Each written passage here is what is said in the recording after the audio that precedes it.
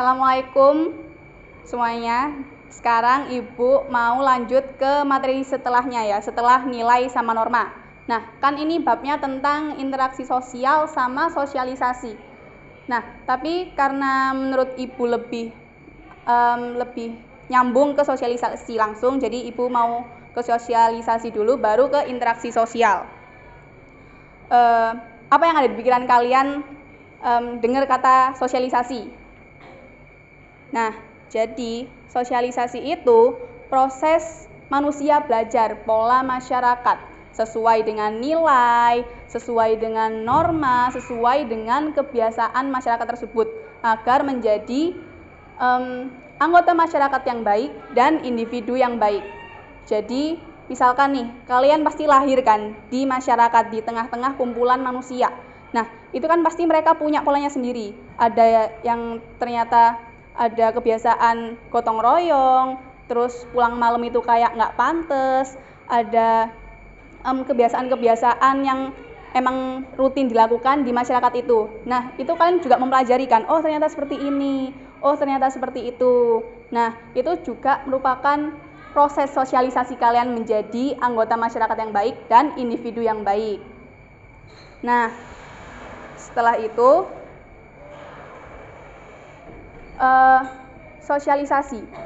Nah, siapa aja sih yang menjadi guru sosialisasi bagi individu? Nah, itu ada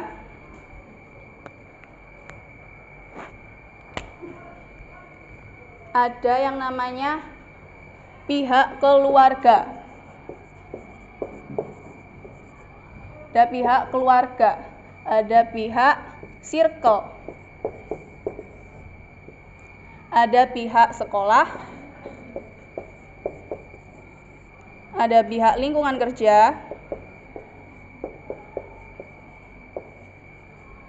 ada pihak media massa.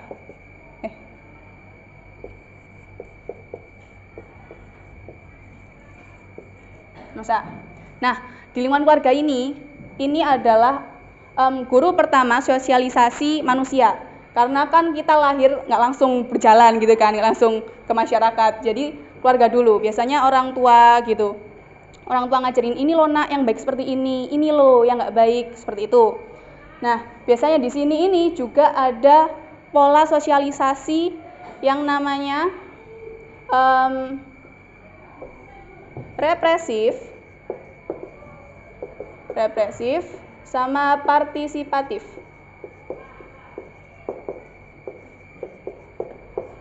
Nah, represif sama partisipatif ini apa, Bu? Nah, represif ini dia ini menekankan hukuman untuk perilaku yang tidak seharusnya. Misalkan kalian memecahkan piring. Kalau memecahkan piring, terus orang tua kalian nggak dapat uang sangu selama seminggu. Nah, itu represif. Nah, dia lebih menekankan kepada hukuman, tindak-tindakan yang salah. Kalau partisipatif ini, jadi anak itu diajak ngobrol. Kayak, oh, kamu maunya seperti apa? Kenapa seperti ini? Seperti itu. Jadi kalau partisipatif, kalau salah dikasih hukuman, kalau berbuat baik juga mendapat hadiah sebagai simbol, seperti itu. Langsung ada circle, pertemanan ini ya kan. Jadi pertemanan, kok bisa sih pertemanan itu bisa salah satu guru yang menjadi mengajari sosialisasi. Soalnya circle ini kan dari latar belakang keluarga yang beda-beda, terus mereka tinggalnya dari keluarga yang beda-beda, pasti ada kebiasaan, kebudayaan yang beda dengan kita kan. Nah, jadi itu membentuk budaya baru dalam satu circle. Jadinya kita belajar macam-macam seperti itu. Kalau di sekolah ini, di sekolah ngajarin hal-hal yang enggak diajarin di keluarga sama circle. Nah, apa itu? Nah, itu di sekolah kita belajar pengembangan intelektual. Jadi kita dapat ilmu pengetahuan baru, terus kita tahu gimana caranya bergaul dengan masyarakat sekitar, dengan norma-norma yang universal, yang bisa diterima oleh semua pihak, lapisan masyarakat. Terus ada lingkungan kerja. Lingkungan kerja ini karena udah dapat bekal dari keluarga, circle, sekolah, lingkungan kerja ini jadinya kita tinggal tinggal nerusin aja. Jadinya kayak kita akhirnya bersosialisasi sama teman-teman kantor. Ada misalnya proyek bareng akhirnya kita kan jadi interaksi kan, jadi juga sosialisasi mempelajari. Ada media massa ini kalau sekarang ini media sosial ya, jadi kita tahu gitu ada kebudayaan apa, seperti apa, yang baik seperti apa, yang tidak seperti apa, seperti itu langsung. Nah selain ini juga ada tahapannya, karena belajar semua ada tahapannya kan. Ada tahap persiapan.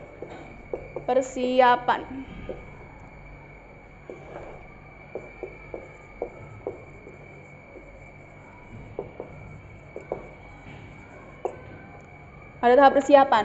Tahap persiapan ini di mana manusia atau orang atau individu waktu masih kecil, dia ini melihat peran ibunya misalnya. Kayak dia ikut kemana-mana sama ibunya kan. Oh ternyata orang tua melakukan jual beli ya. Oh ternyata orang tua itu memasak ya. Oh ternyata ibuku ini juga mengurus anak ya. Nah dia mulai meniru, mulai melihat, mulai mengamati. Nah setelah persiapan ada tahap memainkan atau permainan.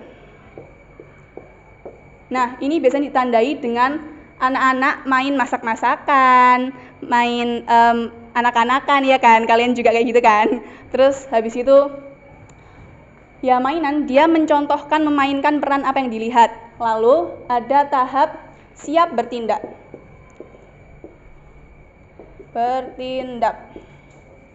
Nah siap bertindak ini di masa-masa remaja seperti kalian ini.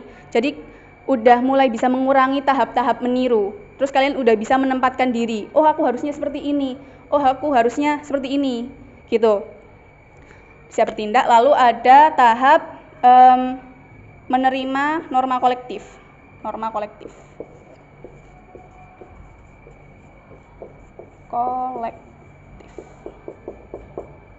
Nah, norma kolektif ini jadi karena ini udah kan. Ini kan masa remaja nih. Masa remaja, lalu norma kolektif, dia udah bisa belajar budaya baru. Jadi kayak waktu di lingkungan kerja dia kayak oh ternyata ada orang seperti ini ya, ada orang seperti ini ya. Jadi dia mempelajari nilai-nilai nggak hanya untuk sebagai individu atau anggota masyarakat, tapi sebagai pengetahuan, memperluas, agar bisa menempatkan diri di keadaan seseorang. Seperti itu. Nah, sekarang udah Ibu jelasin, boleh dirangkum ya sesuai pemahaman kalian. Ibu kasih waktu 5 menit. Udah ya anak-anak, udah ngerangkumnya. Sekarang kita bakal lanjut ke materi interaksi sosial.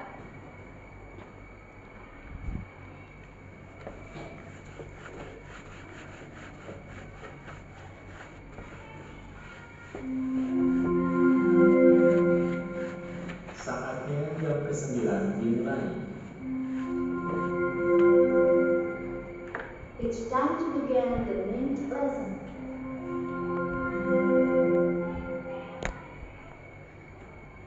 Interaksi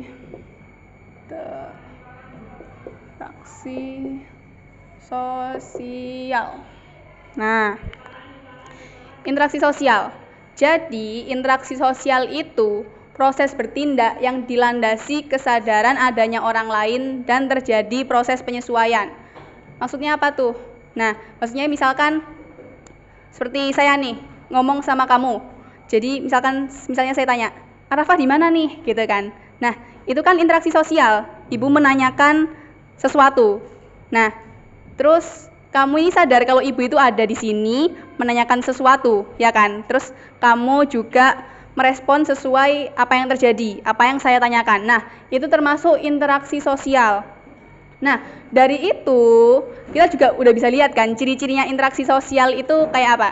1, ya kan? Pasti ada 2 orang atau lebih. 2, ada dimensi waktu. Kapan tuh? Misalnya kayak masa lalu, masa sekarang, atau masa depan. Terus ada sesuatu yang ingin dicapai. Kayak ibu tadi, ada sesuatu yang ingin diketahui. Ibu ingin tahu Arafah di mana sekarang, gitu kan. Nah, terus ada tahapan interaksi sosial. Jadi kalian kalau mau macarin orang juga ada tahapannya kan, ada PDKT ya kan. Nah, sosialisasi juga ada tahapan, ada tahap pendekatan.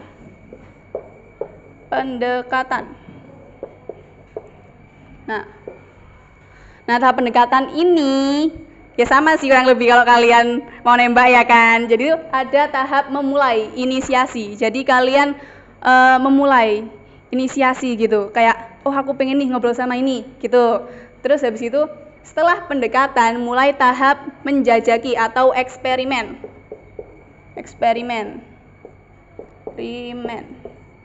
Jadi dia lebih berani gitu.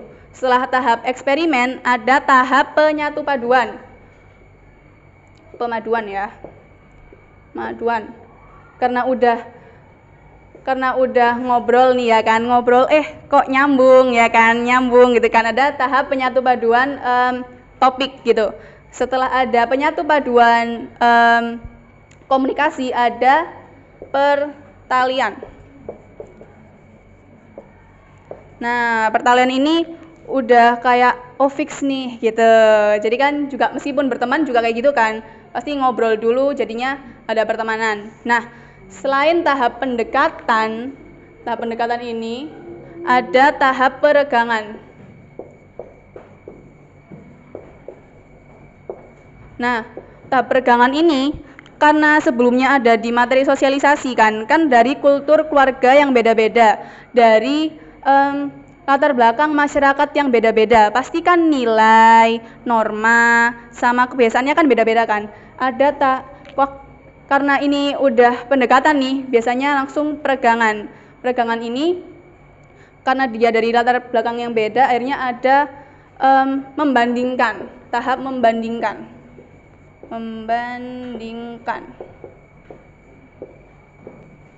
Nah, tahap membandingkan ini kan kayak, ternyata kok kebiasaan dia kayak gini ya, kok dia nganggap suatu hal ini kok bener ya, padahal kan salah gitu. Itu mulai tahap membandingkan nilai-nilai sama norma-norma. Habis membandingkan, itu pasti akan berlanjut ke membatasi.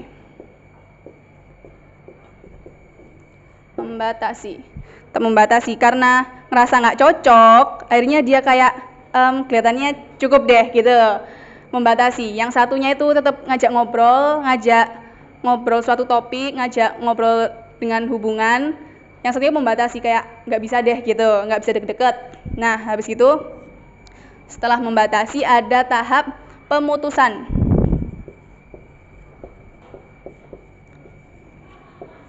Nah, pemutusan ini karena dia udah membandingkan, udah membatasi, udah pemutusan. Jadi pemutusan itu kayak kelihatannya emang nggak bisa deh kita lanjut gitu. Nah, itu dari tahap pemutusan ini biasanya komunikasinya ini semakin terhambat. Mereka semakin nggak ketemu jalan titik temunya. Nah, seperti itu. Terus interaksi sosial ini juga ada syaratnya agar terjadi interaksi sosial. 1. Kontak sosial. Apa sih kontak sosial itu? Jadi kan kalian nggak mungkin kan kalian mau interaksi tapi kalian cuman diem gitu, menjauh terus mengamati. Itu namanya kan nggak interaksi kan, nggak kontak langsung sama sosialnya. Nah, harus ada syarat kontak sosial.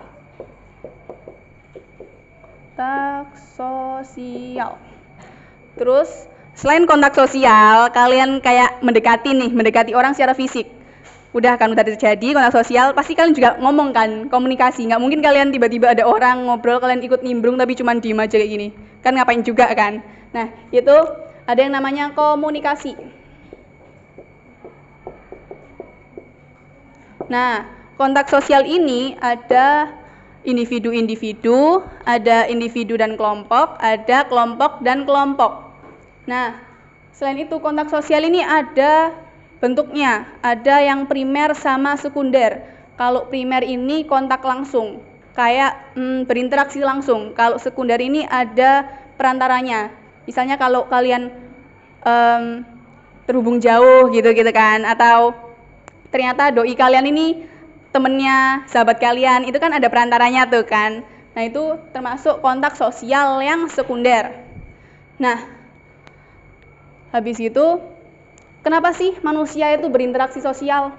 Nah, manusia berinteraksi sosial. Satu, karena faktor internal. Manusia bersosialisasi, berinteraksi sosial karena manusia makhluk sosial. Jadi dia itu memang, ya manusia memang suka berkumpul gitu. Terus habis itu karena ingin mengembangkan diri. Misalnya kalian ingin mengembangkan skill komunikasi, pasti kalian juga ingin dong punya banyak teman. Nggak mungkin kalian mau ningkatin skill komunikasi tapi kalian sama sekali nggak pernah interaksi sama orang. Nah, terus ada ingin ada sesuatu yang dicapai gitu. Kayak ibu tadi ingin menanyakan Arafah di mana. Nah, habis itu kalau faktor eksternal, tadi kan internal ya kan, dari dalam diri manusia. Kalau faktor eksternal dari luar manusia, karena ada perilaku seseorang yang misalnya ada orang nih diem terus karena kita pingin memecahkan kecanggungan, mencairkan suasana, akhirnya kita ngajak ngobrol, gimana kabarnya?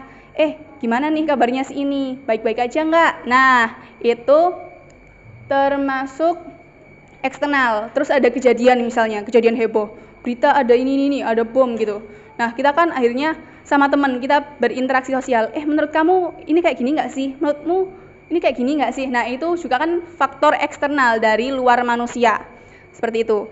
Nah, udah Ibu jelasin 2 materi ya dalam satu bab tentang sosialisasi dan interaksi sosial. Kalian boleh ngerangkum, setelah itu nanti saya kasih kasus, nanti kalian kumpulkan di Gform sambil nunggu bel pelajaran selesai ya. Oke, saya kirim sekarang ya tugasnya. Dari interaksi sosial tadi kita mau review sedikit ya. Kalau interaksi sosial ini tahapnya ada tahap pendekatan sama tahap peregangan. Nah, setelah itu ada syarat-syarat dari interaksi sosial, terjadinya kontak sosial sama komunikasi. Oh iya, sama ada penghambat interaksi sosial. Penghambatnya itu ada rasa insecure. Jadi dia kayak kelihatannya fisikku kurang gini. Nah, itu kan menghambat dia bersosialisasi, berinteraksi sosial sama masyarakat sekitarnya. Nah, setelah itu terus dia kayak minder gitu, ada senioritas gitu di kalangan masyarakatnya. Jadi dia nggak pede. Nah, udah itu aja tambahan dari saya sama reviewnya. Oh iya, nanti ada tugas buat kalian nyari kasus atau peristiwa di sekitar kalian yang berkorelasi atau berhubungan dengan materi hari ini. Terus dijelasin kenapa kok materi ini sesuai dengan yang ada di lapangan gitu. Nanti kalian diskusiin sama teman sebangku. Nanti kumpulkan ke saya di pertemuan berikutnya. Nah, sekian untuk hari ini. Terima kasih.